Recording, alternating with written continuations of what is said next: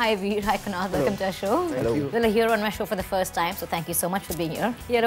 Working, this is a Zomcom, yes, as it's being called. So how was it working? The first ever Zomcom that we've seen. Terrible. Yeah. Okay. Yeah, no. Very sad that we had to do it. No, I mean, it's kind of risky, right? I mean, you've never heard of a Zomcom in India, so. That was the idea, yeah. What I really liked about it, and both of us have sort of a similar sense of comedy, is that it was entirely unknown to both the audience and to the lead characters. You know, three ladke and they're three idiots. And they've never seen a zombie before, and they don't know how to kill it. Do you pray? Do you throw garlic? What do you do with a zombie? So, you know, as we are running around like headless chickens figuring this out, the audience is figuring it out as well. So for me, that was an interesting sort of space to play. It was nice. Yeah, I think the fact that it was the first of its kind, obviously there are risks involved, but I think as an actor, you really want to do something like this because very rarely will something like this come your way. So you don't want to let it go. And especially for me, I was involved from day one, and so just the whole area of entering the unknown and trying to figure out script-wise and scene-wise, what will you do to make it acceptable to the Indian audience, sell them the concept of zombies. Understandable, you know, I mean, that's like... Not only are you selling them the concept of zombies, but you're also trying to amalgamate two biggest genres of horror and comedy. How involved was Saif in all of this? I mean, was it his idea? No, actually, we started off, Raj DK and I kind of started off this journey. We wrote the whole script. Saif came in later, and I think it was good that he came in at the phase that he did because the moment he heard it, he wanted to know everything. So, you know, if you sell somebody an idea and then he says, okay, what's going to happen, and you take a month to put it together, then maybe you lose somebody's interest.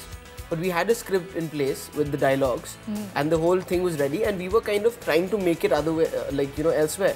And the reactions that were coming out weren't good. And luckily, we met at the right time, and he was interested to know what it was about, and he read the script, and he kind of went with it. But wasn't it tough to convince a producer to do like a zombie film? I mean, who would have ever thought of that? He came like, at least what I figured out, and I wasn't there for the journey when these guys were sort of wooing Saif for it, but he's such a big star, right? So he doesn't have to do this film. Exactly. You know what I'm saying? He doesn't have to. He could have done something else. He could have done something else, right? So he came to Mauritius with this sort of, I'm here, I'm going to have fun. And this is one of those projects where I'm just not going to, you know, think about it too much. And ironically, he combined that with a lot of hard work, whereas he got the look right, he got the accent right. But there's this nice collective thing on set, where the spirit on set, where all of us knew, listen, we may, if this film hits or if this film bombs, we'll probably make this only once in our life. But was he a part of the film as an actor from the beginning? Because there were some reports which said that he probably joined the film later on, or was he a part of the script right from the start? As far as I know, they just went on their needs, you know what I mean? So they had Kunal and they had this thing, and then they needed like some sexiness in the film, so they hired me. Oh my God. And then they needed some money, so they hired Saif, and then they needed some machismo, so they hired Pooja Gupta, and they needed some intelligence, so they got Anand. Like that's basically, I think, what happened. So tell us, how was it working with Pooja? I mean, did you guys really rag her and gang up against her? Listen, we had to work really hard. Yeah. We'd wake up at 7, clean her van. Then Pooja likes rose petals on the floor and everything, so that.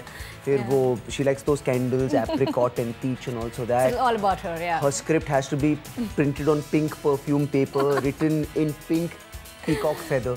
Carry on, this can go on for a long time. That's totally entertaining. So we really worked hard to keep her That was our workout, actually. Yeah. You know, as like most of the films, this has been a part of a lot of controversies, like with the entire, the poster of Saif smoking, that's gotten a lot of trouble. What about that? Honestly, he's not, I mean, we never put anything in the film which was not important to the characters or the story of the film. I've heard a lot of people say that, you know, he's showing Goa in a bad light. Firstly, it's not even a realistic film. It's not, zombies don't exist. We're not making a realistic film based in Goa.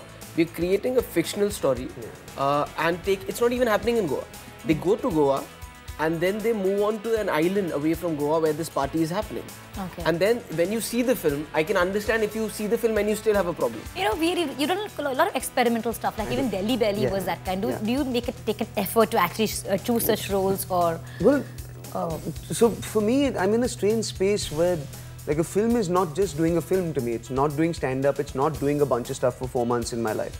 And given that I kind of eat from a comedy thali every single day, it really has to be interesting for me. I'm not if I'm going to spend 4 months in a vanity van, which to me is the equivalent of a cage, it really has to be interesting. Yeah. But also, do you ever fear that you get typecast?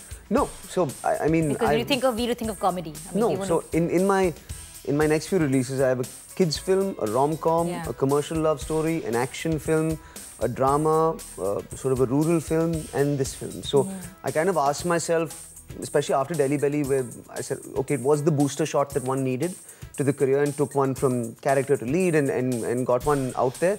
What have I not done? But do you think Delhi Belly was like a turning point for you? It was the turning point in my career. It kind of handed me a career on a platter.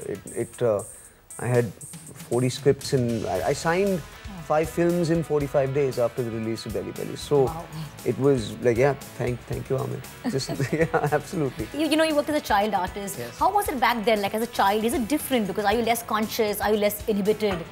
Actually, there are a lot of pros and cons to this. Yeah. I mean, on the first, if not the whole film, but the first few days on sets of Kalyug, I had a tough time kind of dealing with the whole thing because, here is Mr. Mahesh Bhatt who directed me, but as a kid, and now I'm the lead guy, and Ashutosh Rana, who I worked with in Dushman, and I'm supposed to be scared of him. Here I'm supposed to like grab him and like punch him, and like he's supposed to be scared of me.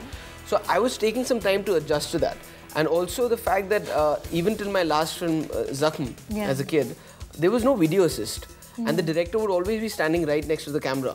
And here I was taking instructions on, like the start sound camera action was set through a loudspeaker. So the director was sitting somewhere at the video assist and I've never seen a video assist. And when I went on set and I saw a video assist, I was like, wow, like it's ready. Like they're shooting it and it's like being aired. And so a lot of technology had changed.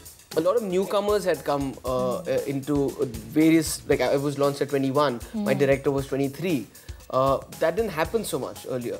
So cinema had changed in a lot of ways in the 6 years that I was away from it. The game has changed so much in Bollywood right now. First there was a villain, there was a supporting actor, there was a hero. Now the lines have kind of blurred. The supporting actors, like you see the kind of movies that released last year, they were like heroes in their own right. What do you think about that? It's a crazy good time where even your leading commercial men have to be character actors. Absolutely.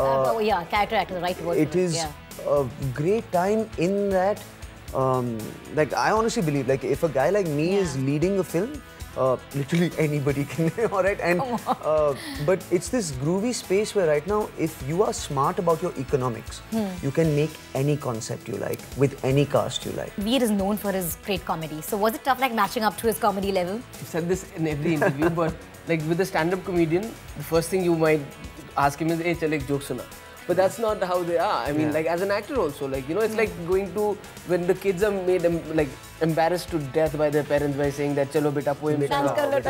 So even if the beta is really good at it, he will just be like, I don't want to do this anymore. So, not that beta is not good at what he does. He's very, I've seen him on stage. I've seen his stand-up comedy show, The History of India. I think he's hilarious. I just couldn't stop laughing. But as a person, he has a sense of humor, but he's not like a funny guy. Kunal, was it like easier for you? Did you have a comfort level because, Soha is from the industry, Saif is from the industry. So is that like a home ground for you? And with respect to, I've been working for a very long time. Yeah, I know, but the fact that do we discuss work with her? Do you discuss the scripts with her? I think what helps in a relationship, if you're talking about that, is it's good to have somebody who understands the business and knows the working hours, the kind of things that one actor goes through, and also certain moods that kind of affect an actor, because there can be article that says something bad about you and it can put you in a certain state of mind, and the person understands where this is coming from. So it's very good that I have somebody who understands the business. I think we talk a lot. That helps me a lot. And she's a big support system in my life, and we discuss everything. So I think there might be like downsides to it as well, but there are a lot of positives to it. I remember interviewing Soha, I think a month ago, and she was saying as to how, even when she's doing an intimate scene, she finds it very important to discuss it with you just because, relationship, and that's how fair it is. Of course. Yeah. So do you go into a lot of discussions with all the movies that you sign up? See, honestly, we respect each other as professionals and as people. The final call is always our own. We never kind of get affected. But yes, I think we owe it to each other that we discuss it and we make sure the other person's comfortable with what you're doing. But do you ever feel competitive? Like, I want to do work like this, A or B or C, or I want to get here, that kind of feeling? If it was like a game of cricket or football, then I can understand this. Like, I'm going to play better than this. Unfortunately, it's not. there are only certain kind of films that will come your way. That depends on how the industry sees you or what they think that the audience want you to do. So you can sit here and say that I want to do Rambo. Why can he do Rambo? Why can't I do Rambo? But if the producer and the director don't think that you look like Rambo, then you can't do that. Can't do it, So I don't know how you'll prove yourself. I think as an actor, you get certain kind of work that comes your way. You choose what you like out of that, not necessarily you do everything. And whatever you choose to do, you do it to the complete of like the best you can. You do it honestly. And I think that's about it. That's what you can do. I compete with what I did last. Yeah. You know, my last film, my last stand-up comedy show, my last joke. That's what I compete with. Like, I have to be better than that. Apart from that... I think that's the only thing that you can do. So the last question, anything really wild you guys did in Goa while shooting? No. No. You don't have fun with this question, so whatever, really. Okay, so here's the thing, Anything alright? crazy, really? You want to know why there was a great bromance on screen is, so we figured this out.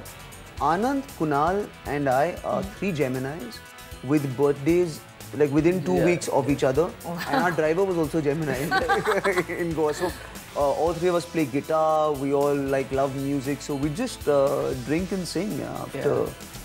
We were actually like the characters from the film. Everything was slowly. Cool, it was great talking to you all and wish this film a super success. Thank you so much for being on the show.